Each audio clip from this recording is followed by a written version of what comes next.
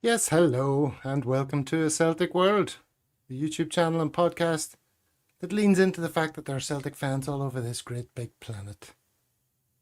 From Trongate to Trastevere, Kelvin Grove to the Colosseum.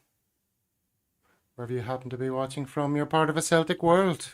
Can you hear me, Paul? I certainly can. It seems like David can't. Can you hear me at home, ladies and gentlemen, boys and girls? Please let me know. 100%. I hope they can hear me. For some reason, David's audio has just collapsed. But anyway, we will soldier on and he will return to us shortly, no doubt. Did you like the little Roman references there, Paul? I did. Obviously, I had a little Roman sojourn earlier in the year, which I was staying in Trastevere again. That's where I've found a hotel the last couple of visits. Didn't get inside the Colosseum this time, did that the last time, but obviously it got in my eye line more than once. So yeah, wonderful part of the world. Yeah, a bit too much graffiti in Trastevere for me. There's other Hipster. nicer places to stay in. It is a bit hipster. It's hip. Look at that's so right up my street. Graffiti on Craft beer bars, food, etc. Blah blah blah. Yeah, I'm obviously a classier individual. Anyway, hello to everyone who's in the comments there. How you doing? Thank you for joining in. G-Doc, Brown Warrior, et al. Oh, here is David back again. Can you confirm that you can hear us, David? I can hear you just fine, so I don't know what happened there. I don't know either. But we're all present and correct. All right, so what are we going to be talking about today? Well, the goings on at Celtic, obviously. We're going to be previewing the Europa game, which is something I'll probably be watching tomorrow morning, having decided that these late nights are just no good anymore. I just can't do them. So we'll be previewing that, talking about all the willfriednancy stuff. Let's begin the conversation by looking at the thumbnail for today. Nancy Step 2 is what I chose to put on the thumbnail. Just to basically, tell the story that this is the second step in a long journey, one would imagine. And I think our conversation is going to be an attempt to restore a bit of sanity to goings on, or at least allow the sane voices to speak, because other voices tend to shout louder, and they've been all over the place recently, dominating the conversation. So there's our manager, Wilfried, hunkering down. Looks like he's concentrating on his training methods, getting his ways across to the players. And there's Gasparini, of course, the Roma manager. And the Roma badge, gentlemen, the she-wolf suckling what two boys? Can we tell us what their names are? A bit of classical. Romulus is definitely one of them. I should know this. This is only to get all this poured into my head when I was cycling around. But to be fair, I did a couple of beers. No, I'll stick with Romulus. I'll take that one. David, you can steal. David can take the other one. Yeah, I was looking it up earlier. The she-wolf, it was twin brothers Romulus and Remus who were raised by Romulus she-wolf. and Remus. Of course. Oh, yes. And then in the title of the show, I said something like, a good chance for Nancy to get his feet under the table, or we've had enough of this dud, which is obviously me, referencing one of the more extreme ends of the spectrum. Bit early to be calling Nancy a dud, says Scott Dougal. Well, indeed it is. That's absolutely true. All right, so where do we start this conversation? Checks notes. The start of the Nancy, to resist dropping in the French, start of the Nancy tenure. Where do we begin with that? All right, well, I did this post on Twitter. Don't know if you can see that particularly clearly. I'll try and make it bigger. Hold on.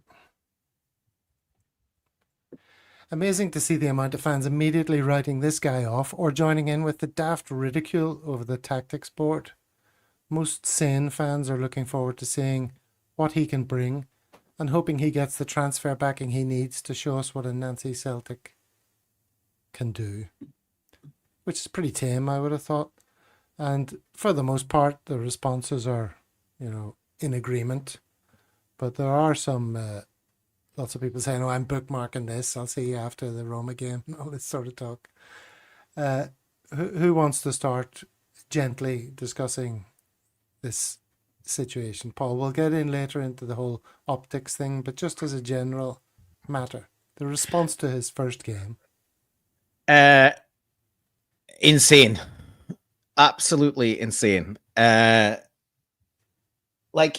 get it. There's a lot of angst around. It's been a poor season. It's been, the stuff with the board is a shambles. They're a shambles. That's, seems to be splitting the fan base. Although that in itself, I can't really wrap my head around. I can't believe there are fans out there that are just happy to accept kind of us being middle of the road and generally a bit mediocre when we could be so much more. But that's already dividing the fans. Then obviously some people wanted rid of Rodgers, others wanted him to stay. That divides the fans. Then Martin O'Neill comes in and defies the odds with the squad he's got and manages to produce great results, albeit the reasonably functional football and scraping results. Let's be honest. That's, and results are important, and that's, ultimately you'll be judged on that. But you bring in a new manager mid-season with a ton of injuries. Obviously, it's going to take a little bit of time to bed in. If he come in with a pre-season, even then, look what happened with Ange, right? He had a full pre-season, he had to turn the squad over, and he still lost a handful of games in his first cycle through the league. In his first 12, 15 matches, he lost 5-6 games. Nancy's got a much harder job. He's coming in a worse position with a worse squad, with more angst and split across the club as a whole, board, fans, squad. And he's also having to pick it up in kind of mid-season. And he starts with the top of league game in the piss and rain. And he's had 1.5 sessions or whatever with his players. And you've got people out there going, well, if he loses to Roma and loses the cup final, he's got to go. Even if that happens, and it's absolute worst case scenario, he's not going, is he? They've just hired him. We're gonna have to suck it up. He's gonna be given time.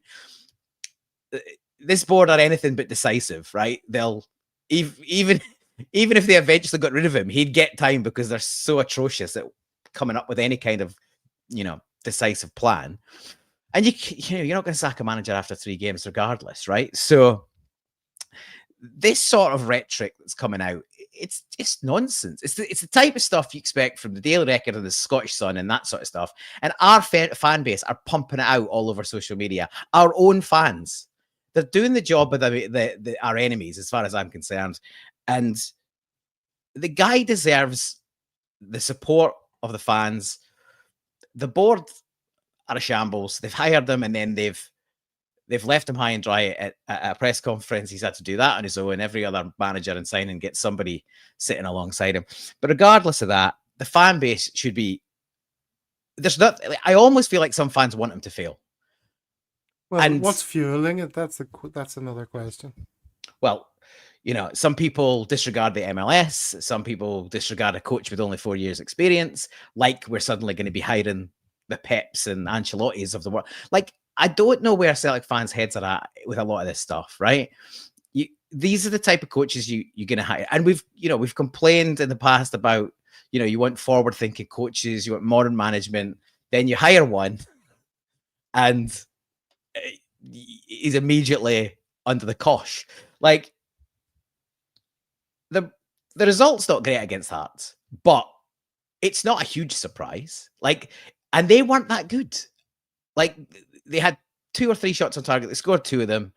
The defending's atrocious. The weather's worse.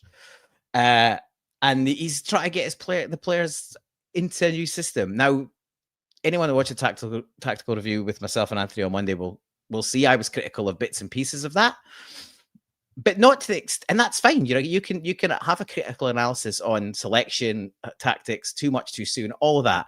But just this wholesale swathe of he's not good enough, he can fuck off, is frankly nonsense. So yeah, I'd urge Celtic fans to get behind the team and the manager. It will take some time. You will 100% see progress. Now, is he going to be the greatest manager Celtic's ever seen? I've no idea. Nobody does. That's the point.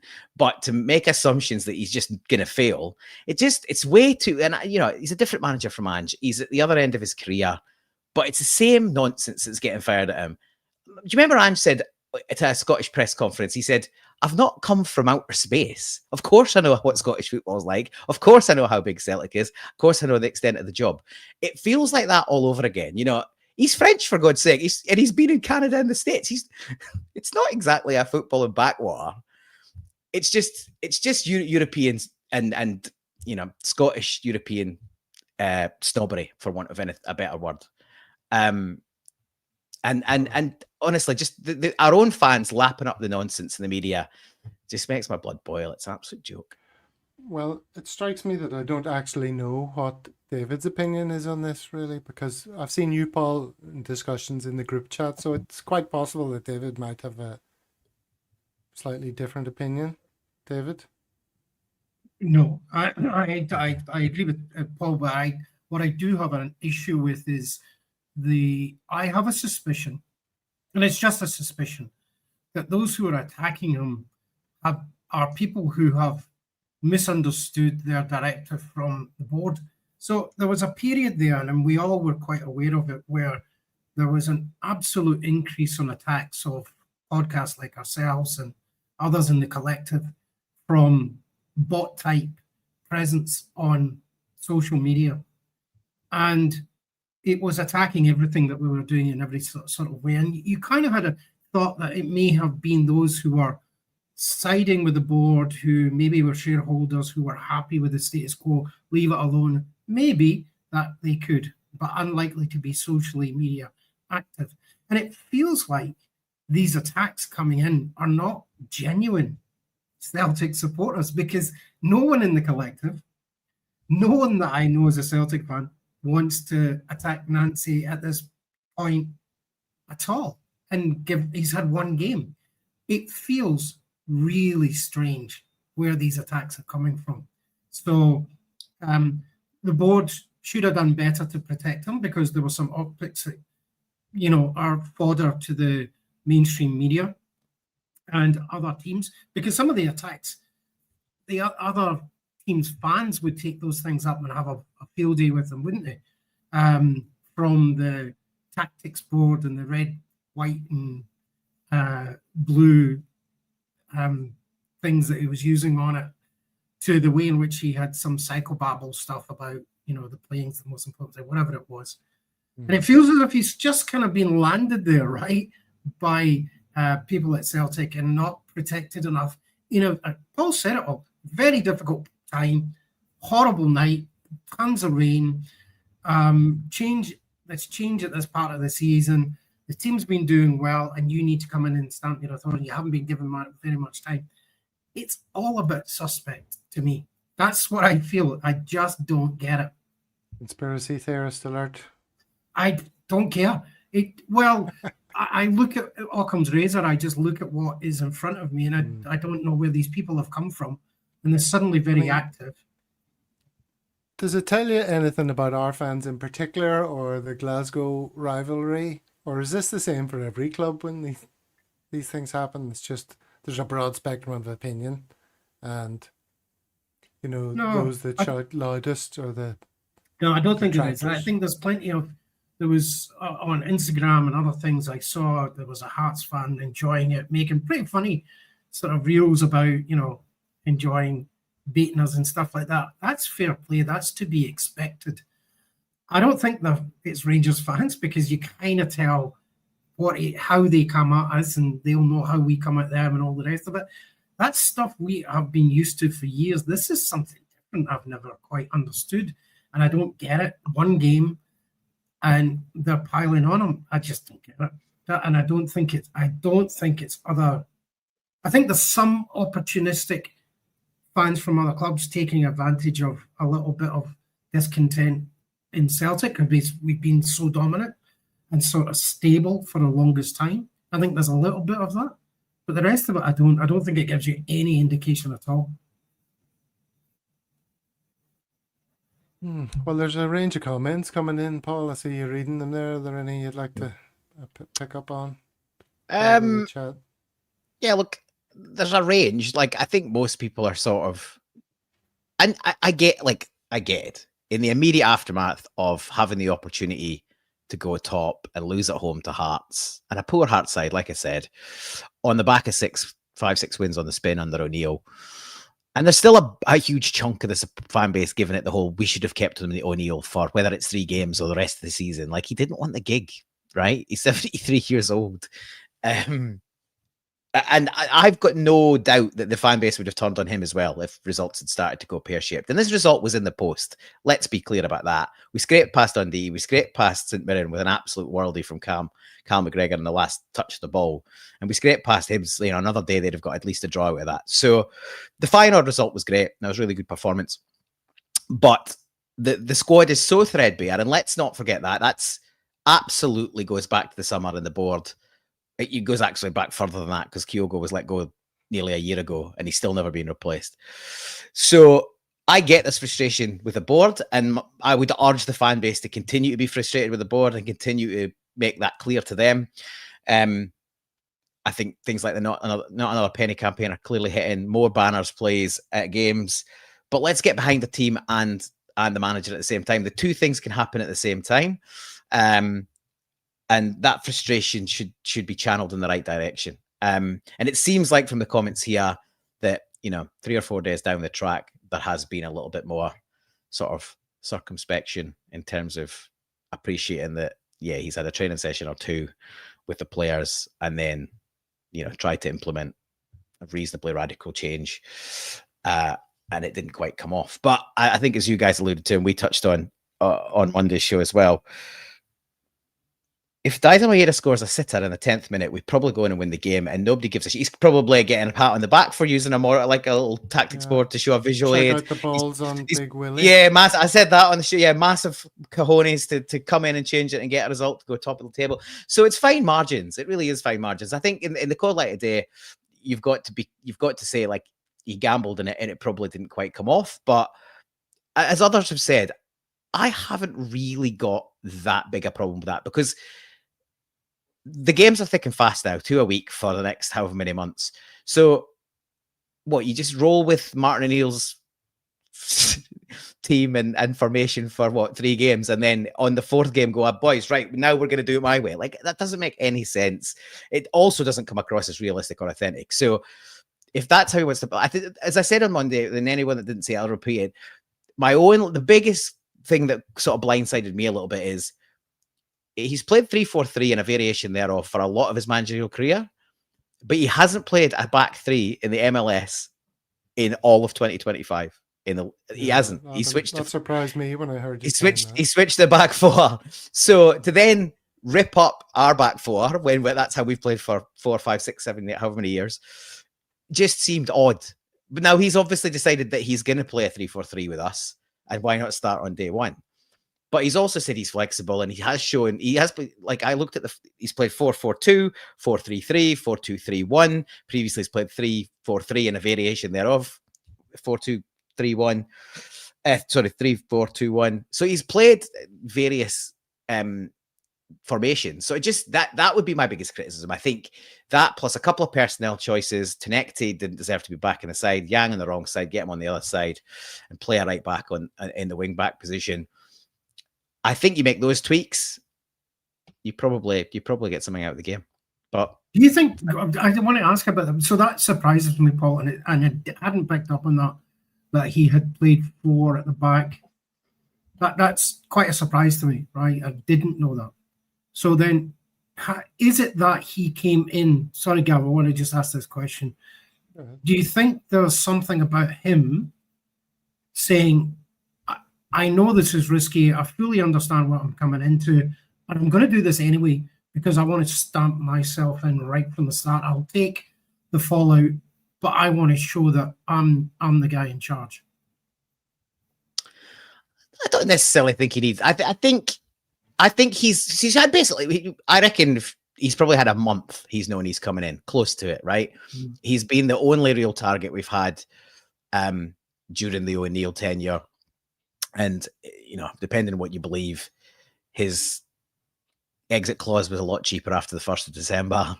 Visa issues to get him and his backroom staff in the door.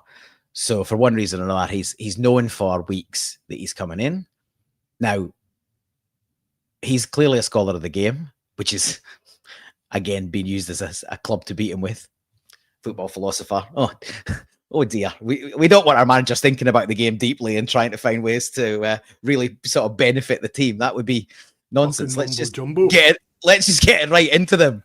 Get a big enforcer in midfield and kick people. Jesus, honestly. So why would we want a deep thinking about the game? But clearly he is, right? So I do not believe for 1 second that he hasn't spent the majority of the last month looking at streams. He's been watching games, analysing the squad. And yeah, he's only had 2 live training sessions with him, but I think he's probably had a pretty clear idea of what he had available to him and how he wanted to play. And he's made a decision that 3-4-3 is the way to go. Now, some of us might disagree with that, but that's clearly how. It's not like he literally has been blindfolded for a month, arrived on Thursday morning, taken 2 training sessions and going, right, you'll do. Off we go. We're playing 3-4-3. Like, he's had time to at least think about how he's going to utilize the squad. And he will get better. Obviously, he'll get better. The more time, this week on the training ground will have been invaluable. Whether we get a result tonight's another story. But certainly by the time we come to the cup final, I think he'll have a much clearer idea. And I would be very surprised if we see the exact same lineup as we did against Hearts. I expect to see some changes probably tonight and again on Sunday.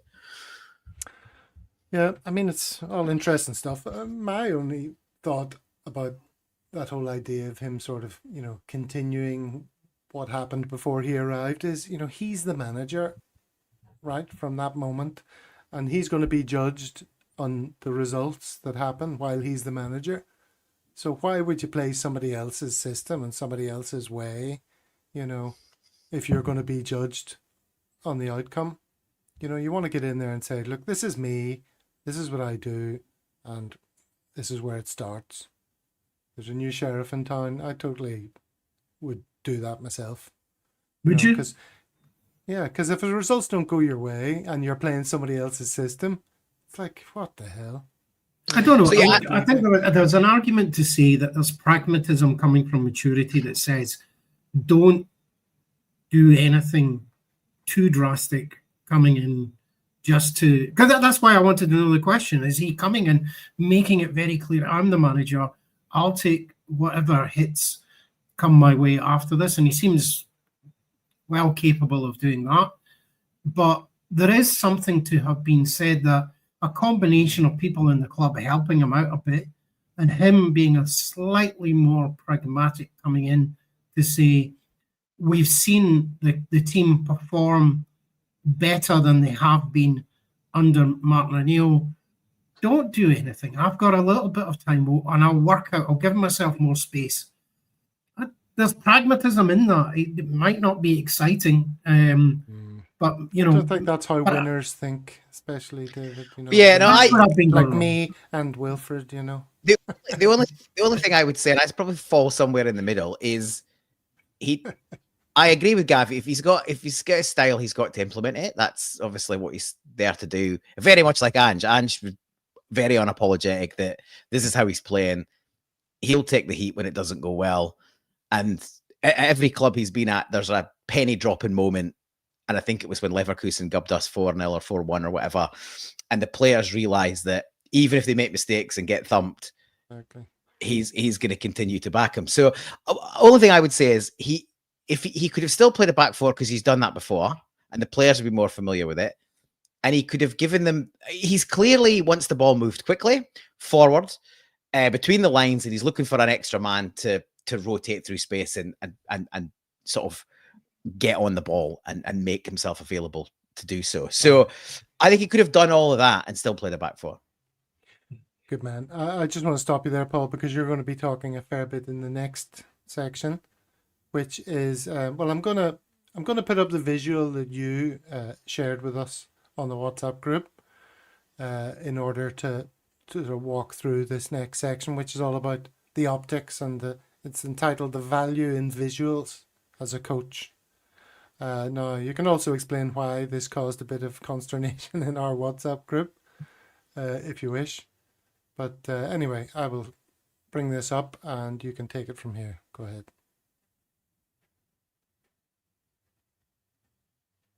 You're mute, Paul.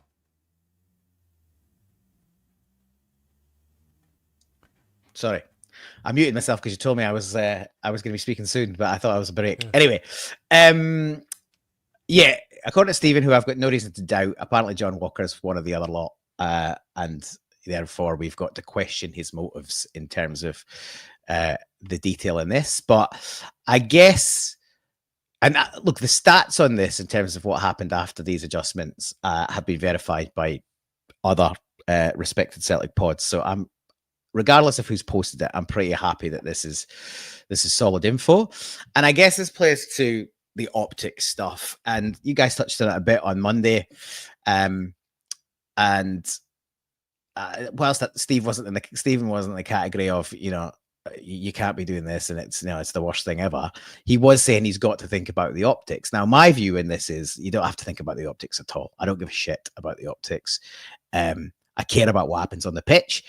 And according to the stats, and I know not everybody loves the stats, that the tactics board came out and he made adjustments. And when those adjustments happened, things on the pitch actually changed, and there was outcomes from that. Now, we didn't take those chances as much as we should have, but let's be clear why the tactics board came out.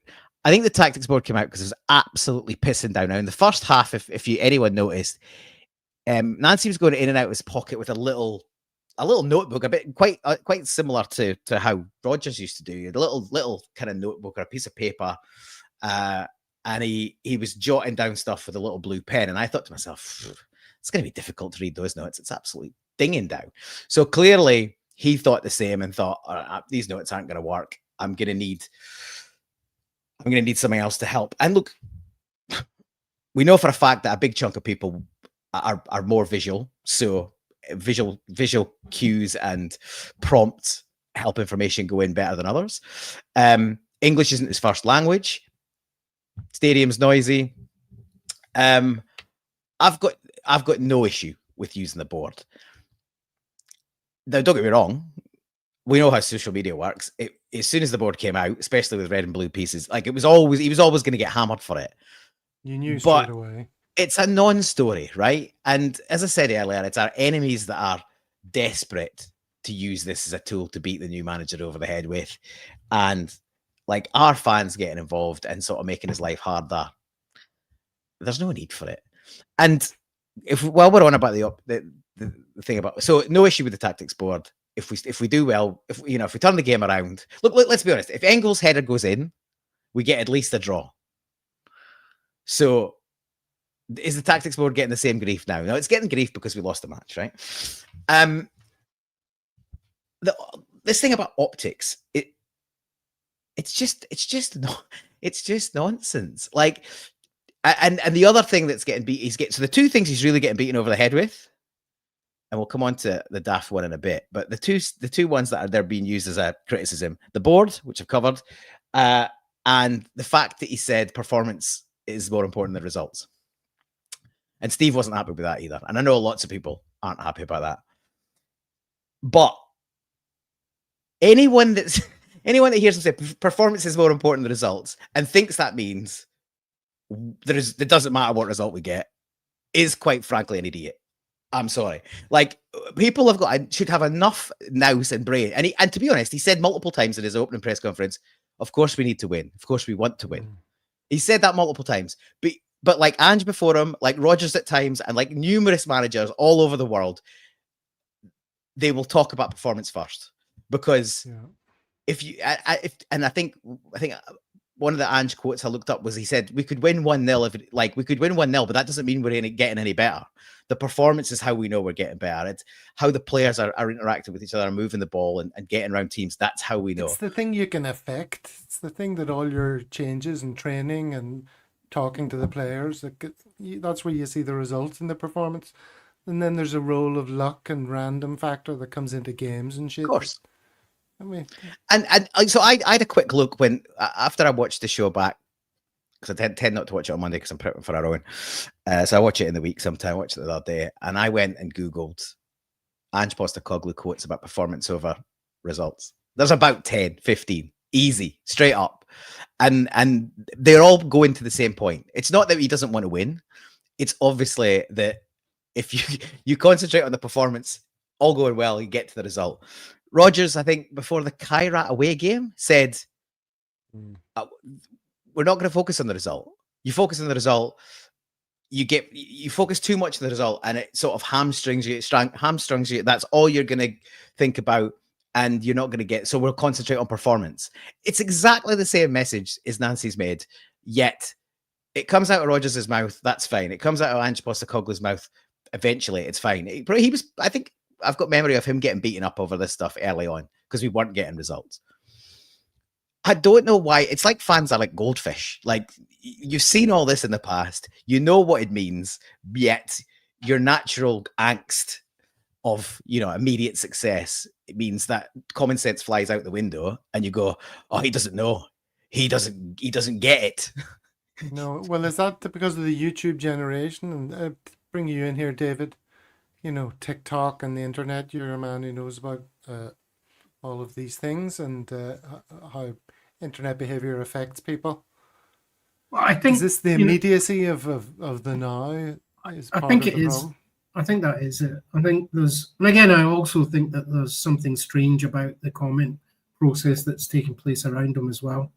But that said, I think, if who gives a shit about whether or not it's put on a board? It's kind of like an obvious token against which everybody can comment against the guy about, right? And it's sort of like, well, here we go. It's a philosophy. He's not really understand that you just come into Celtic and you just win and draws are unacceptable. And it just anything becomes visually memeable like a cardigan, but it's okay. It's Ange that wears the cardigan and it's great.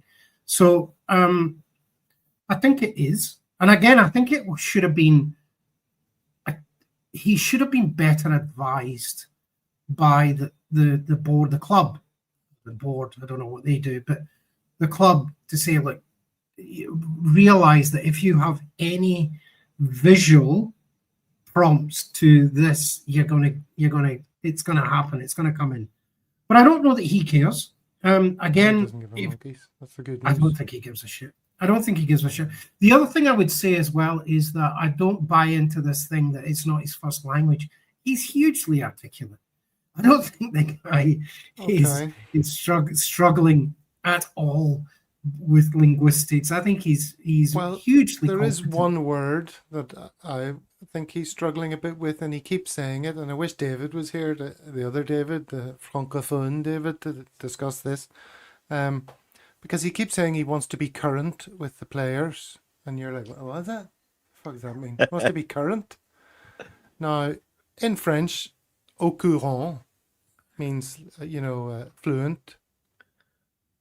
And I think that's what he means. He wants to make sure he's expressing himself fluently and they're getting it and he's clear and crisp. But I think he's, transliterating incorrectly there and saying, I want to be current with the players. And I'd like somebody to take him aside and say, what do you mean when you say you want to be current with the players? What exactly are you getting at? Do you think it's something else, Paul?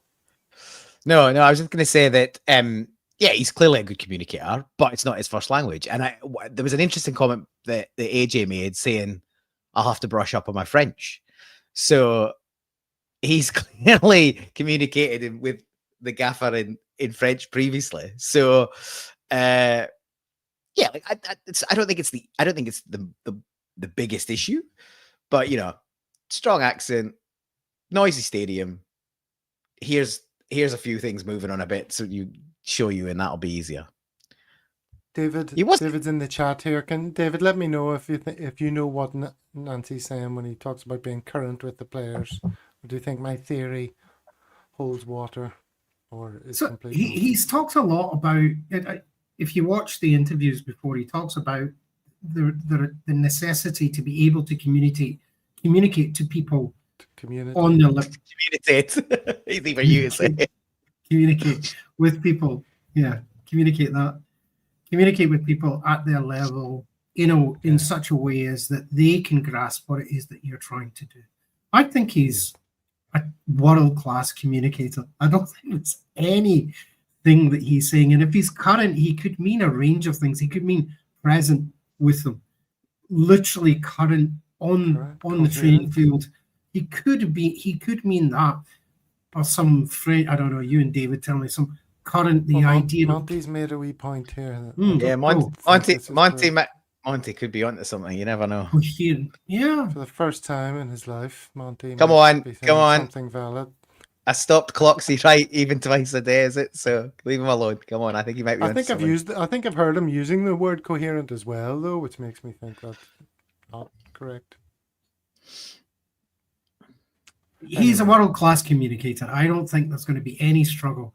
And if you want to bring in someone of the quality that's necessary to be able to work a squad of players from all nationalities, I think he's going to be well up there to be able to do it. And I don't think that's anything like the issue that we face here.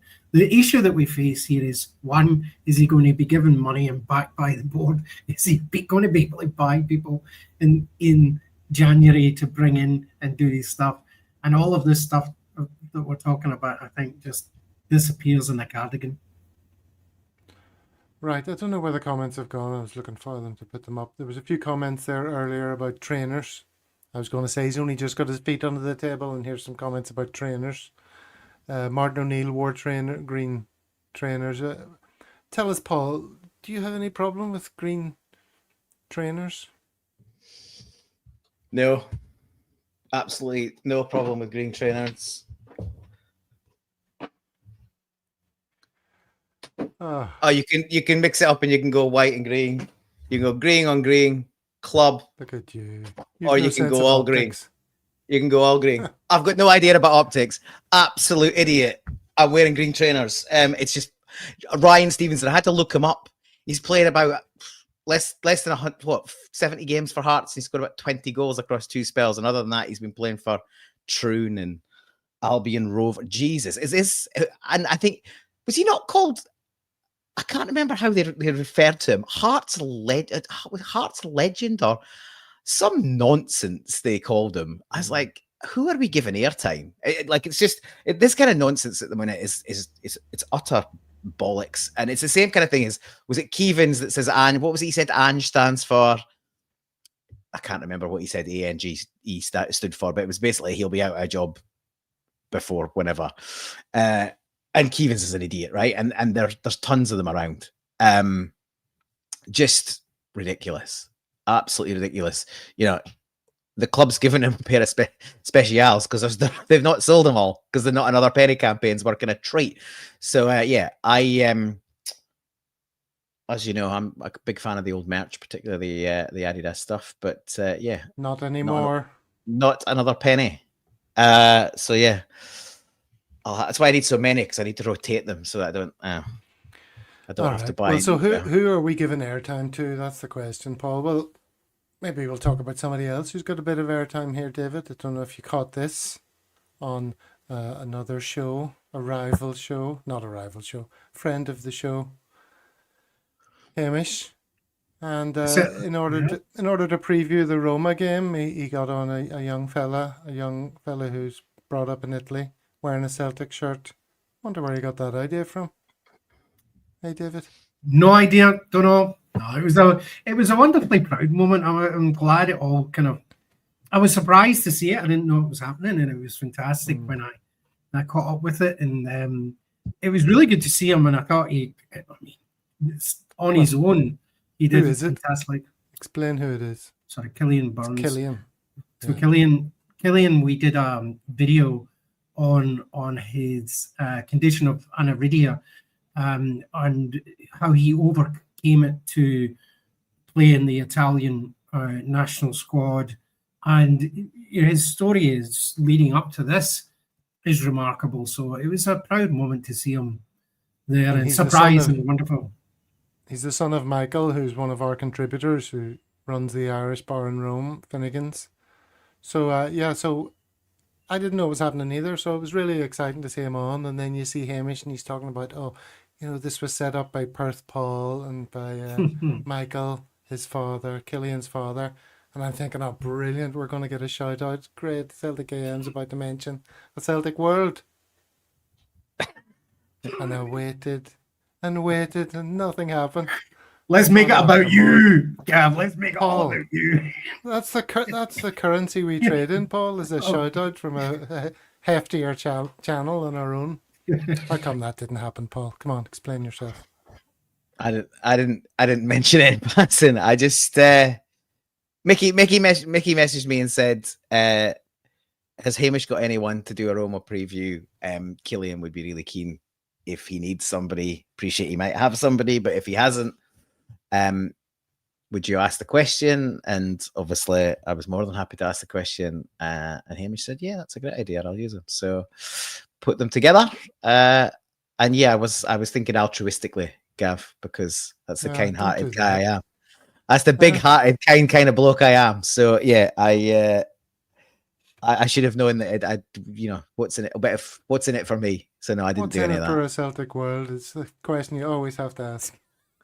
Well, the good thing is that what's in it for us is we can all repeat what Killian said on the show when we talk about the Roma game, because he was really good. We can. He was very good. Very interesting what he said. Well, let's get into the Roma preview then. What did he say?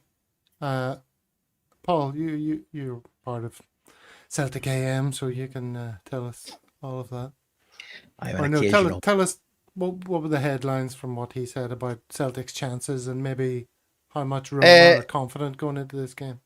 Well, it seems like Roma are pretty confident, which doesn't really surprise me given the quality of the squad and the players at their disposal and the manager. So Gasparini's now the coach. There's Michael is tuning in from Italy, trying to explain himself. No, I'm only joking, Mickey. All I wanted was a wee shout out. That Paul should have taken care of that. Go ahead. Anyway, he said, started well. Season started well under Gasparini, who was previously at Atalanta, who we faced last year. Defense is really solid, aggressive and physical, but they've got their problems up front. Tend to play a false nine. They've got some injuries. So shaky backline for us and a toothless attack for us, and a solid defense for them. And I think they can get goals from midfielder anyway. So I'd be sort of leaning towards the Roma fans on this one and saying, they'd probably be reasonably heavy favourites given the timing. I think if he'd had a bit more time and we probably didn't have quite as thin a squad, I think this would be a pretty competitive game. But I watched them play the other lot at Ibrox and they looked very good. They have come off the back of 2 defeats in a row domestically. They've dropped to 4th in the league. So there is a little bit of positivity for us that they're not exactly flying. He was, yeah. And yeah, that they are the sort of main details is that there's quite a lot of players in the squad you would recognise. Like a lot of Italian teams, they tend to take players towards the back end of their career, pay them biggish money, because the pace of the game in Italy, I guess, doesn't mean that they've got to be belting around like they do in their 20s. So they've got some decent players. You'll recognise a fair few of them. There was a bit of touch on Evan Ferguson. It hasn't really gone well for him at all. Yeah, he's predominantly coming off the bench. When he has come off, there's talk that the loan might be cut short. It's supposed to be a season-long loan. It might be cut short at the turn of the year. He might get sent back to Brighton, but that probably sets it up perfectly for him to come off the bench and score against us. So we'll see. Yeah, Paddy Lavery reckons there's a hammering on the way. I think I think anything could happen, to be honest. Like, it could all click from the training ground and we could look great, or we could get absolutely torn apart and get thumped or something in between. But I don't hold out much hope for this. But if there's anything that keeps me positive, I didn't hold out really any hope against Feyenoord either, and we produced a fantastic performance and got a great result on the night. So I will be up at 4 a.m. local time to watch the match. But I'll be there watching more. it, David. I'll be more in hope and 3 a.m.? expectation. Possibly, yeah. I might actually. I'll do my 3 a.m. wake up anxiety call. 3 a.m. wake up anxiety call. Well, doesn't everybody at my age do that? You wake up with it and then everything goes through your head. You wake up for a pee and then you've got all the... You wake up for a pee and just try and think, don't wake up too much, don't wake up too much, don't turn on the lights. So just put on the, sit down. Do you sit down to take a pee in the night? I've always sat down. It's just so much more civilized. Dear, oh dear. Are you boys, are you really like, you've got to get up in the middle of the night? Like, how old? Like, you're not that much older than me. Is that coming? Is that? I'm 57, so yes. Okay, so you're a decade older than me. Right, so like, yes. Things get harder though, and some things don't. But, certainly surviving with a lack of sleep, just going to bed so late is what kills me.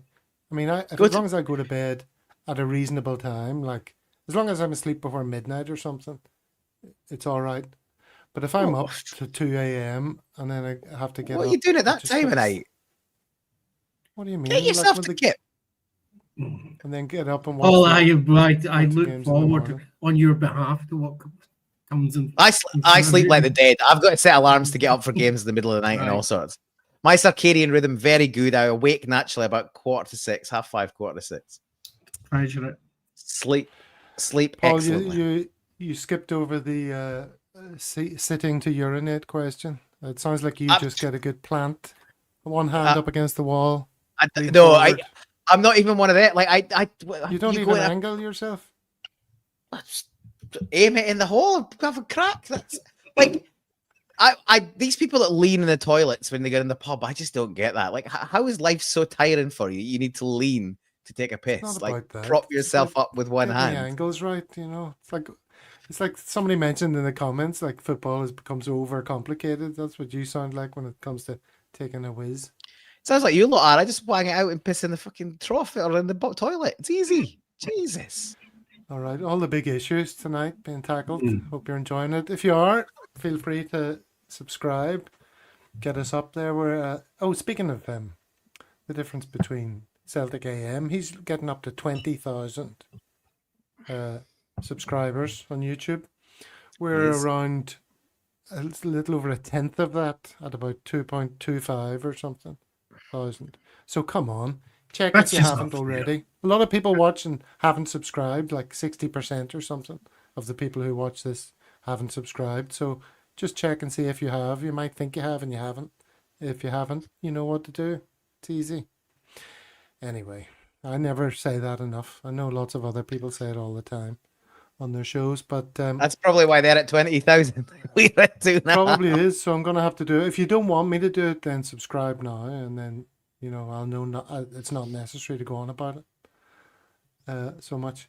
All right. So they beat Midtjylland, David, didn't they? That is not a good sign. So yeah, I mean, the only hope we've got. I mean, I think I've kind of in my head sort of written this off as a game, and I would encourage, based on his first game, to kind of surprise us and go for it and not hold back. So I think from everything that I've heard, they are weak at the front. They defensively, they're going to cause us trouble in terms of our opportunity to score. But why not have this opportunity? But most Celtic fans I speak to are in WhatsApp groups have kind of said, well, go for it. It doesn't matter. We know that no one's expecting a result, right? Free hit. That's one of my other questions was going to be, what's at stake in this game?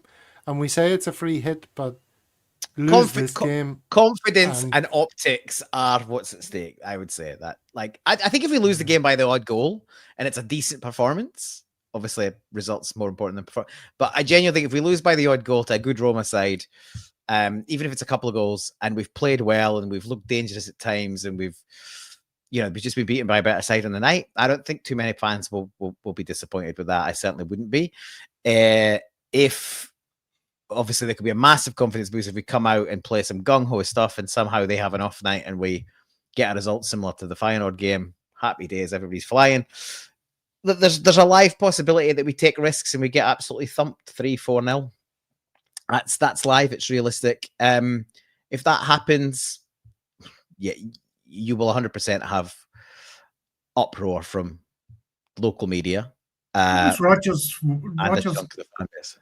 worst result for us in Europe. He got beat by the Gibraltar Red Imps, didn't he? So there was that, and then didn't we take a 7-0 humping and stuff like that? We've been horsed by 7 goals against Barcelona, and correct, right? So I think. All right, let's get back to focusing on the positive. I want to switch back now to the fact that Killian was on Celtic AM, and one thing they didn't talk about was Killian's issues. He's got aniridia, as you say, and I know he's been having some struggles with that. On a sort of roughly similar theme, this story came up. This is John Attenborough that we all know. We featured a few times his story on the show, and this is him seeing a football match with his own eyes for the very first time. Did you both see this story? How uplifting it was. I shared it on the group chat and said we should chat about it. Yeah. All right, don't give away all the secrets of the show. Goodness sake, we want people to think this is seamless. Now, I don't know if we'll get away with this in terms of copyright, but Super Scoreboard featured the story as well. So let's have a wee listen to that if we can. To see a game with my own eyes, which I've never ever experienced before, was just absolutely unbelievable. Got a special call that I'm really keen to hear right now from John, who's on the line. I want to tap into a really unique experience you had at Fir Park at the weekend. Yeah, so I'm a sort of really big advocate for sort of disability access within football and sport in general as well. So I've got no sight at all in my right eye, but I do have a tiny bit of central vision in my left eye. And I was very kindly given this, I can only describe it as a sort of VR headset. This amazing headset sort of let me actually physically see the game for the first time. So you have some sight, and then this technology enhances I mean, how does that work? I think that's what everyone will be asking. So basically you put this headset on, and I've got a controller in my hands that kind of controls the contrast. You can zoom in and out, so you can, like on Saturday, I could read the players' names on the back of the shirt for the first time and stuff. That's absolutely amazing. How did that make you feel, John, though? I was just totally overwhelmed with emotions, because to see a game with my own eyes, which I've never ever experienced before, was just absolutely unbelievable. I almost didn't want to take the headset off. I've been on this programme a long time. That's probably the best story. Oh, thanks, Gordon. I appreciate that. Good, man. That was John Attenborough. That's amazing, honestly. The wonders of Incredible, modern technology. Sounds absolutely incredible. Imagine that, having like a tiny amount of sight in one eye and being, to all intents and purposes, blind, but then being able to enlarge it and adjust it and actually see the game. And he loves the game, that fella. Dundee United fan, is he? Or Dundee? Not sure. One of the two. I think he's Dundee United fan, but yeah, he did that. Obviously, we covered the fact that he had the challenge to get to every senior Scottish football ground, which he completed. Was it last year? I think he completed that last year. Yeah. With his guide dog Sam. I heard that his Sam passed away, unfortunately, but he's been paired up with a new seeing dog. So he's got, I think, Harry. Somebody told me. So yeah, great story. Yeah, utterly amazing. Like, I think being around a bit, you've seen a lot. And the older you get, you kind of worry how, there's lots of positives about technology, but what are the potential negatives? This is incredible stuff. Like, it's just absolutely brilliant, heartwarming. And yeah, who knows what else will be happening. Great. Gordon DL, David, was visibly moved by that story, wasn't he? I don't think it matters which club that you support or played for or anything. This sort of crosses all of the barriers, doesn't it? I think it's just so moving, and and lovely and more uplifting. And when all of this sort of dross and life and the world goes on around you, you get hit by these moments of humanity, and they just lift you. They just make things, and they kind of bring you back to why football is important and what it means to people, and then appreciate it even more. And it reminded me immediately about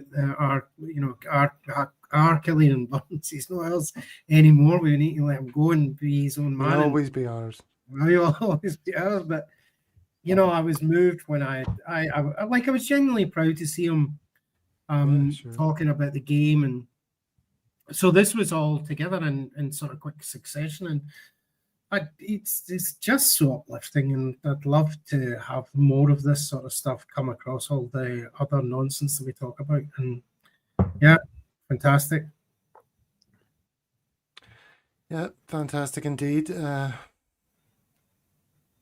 was thinking I was going to play our latest version of Where's the Ambition. Should we do that, David? I don't think we've played this that much, because at a time when fan media is seemingly being excluded now from Celtic Park. Seems we are. I think that's a story that's going to grow and grow as more and more incidents occur where fan media is denied access. It's the Trumpian way, isn't it, of just restricting the press to only those sycophants that are going to do your bidding and not reflect reality or challenge you in any way. So that's a real worry. A social history is a prerequisite to get into the US, so I guess I'm never going there. Yeah, that's unbelievable, isn't it? That's a whole nother thing to talk about. But, this whole idea that it's just the Green Brigade that are causing a problem doesn't seem to make any sense then, that you would ban fan media left, right and centre, because fan media are hardly all Green Brigade, or, there's very little of a link there, I'd say. Maybe it's clearly an attack on the collective, because the majority of fan media have signed up to the collective. So we just need to get the message out as clear as it can be, that the collective isn't a handful of people. It isn't the Green Brigade by another means. It's any fan that thinks we can be better than we are and that this board are holding us back. And I don't really think there's a huge amount of debate on that, but apparently it's controversial. So, yeah. Well, this is our take on that.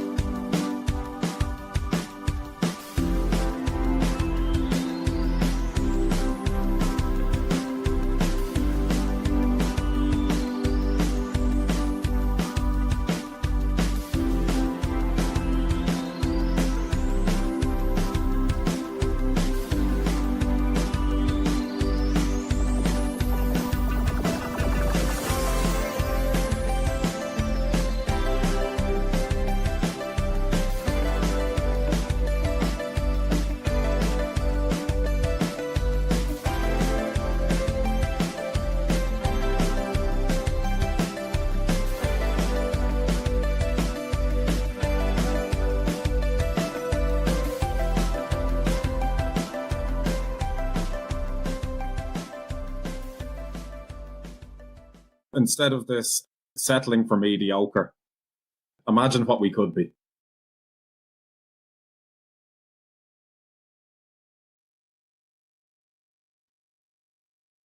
Yeah, imagine what we could be. Of course, Umbria, Italy. That was our boy Killian representing, as always. Yep, so that's our take on it.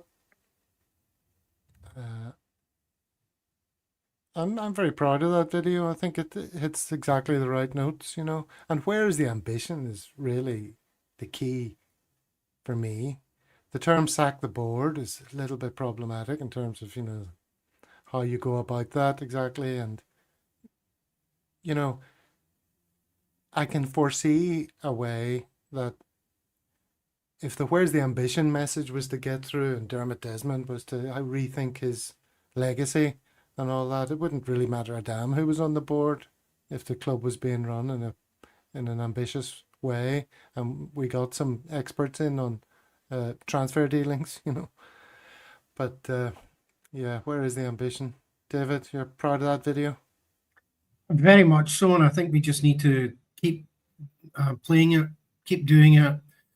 Don't lose sight, don't lose focus. No one's going to make us do that. We just keep doing it. Support the manager, support the team always.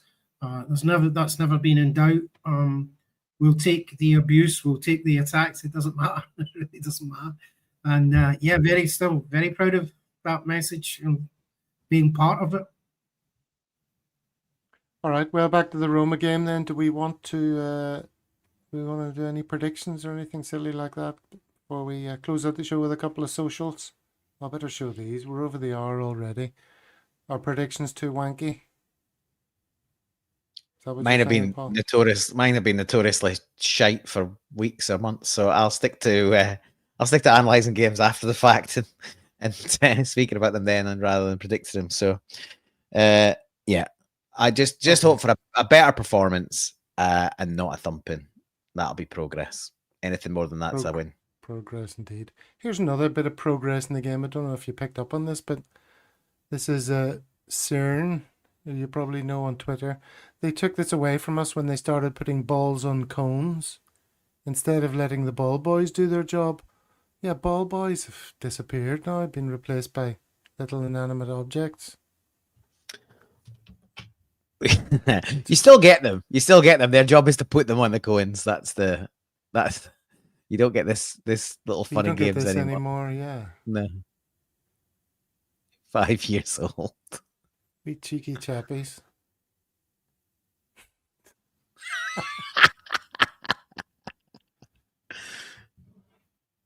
Oh. Oof. Oh dear. Well, this quick turnaround, you know, where they throw the ball, assist the speed of play, and a goal gets scored. That's class. Yeah. Was that Mourinho? It was, yeah. Yeah, so you still get ball boys, do you? But they're just not doing much. What They do? are Just retrieve the ball and stick it on a cone? Yeah, they retrieve it and put it on a cone. Not quite the same. All right, well, look, we'll leave it there, I think. On that note, let's say thank you very much to everyone in the chat. There's been some very interesting chat going on in the live chat. People talking about haircuts and things, which is not a conversation I can be involved in. A lot of stuff about the board there towards the end. There is no Gav song coming before the end of the show today. Smell the glove. I have to think of a Nancy one.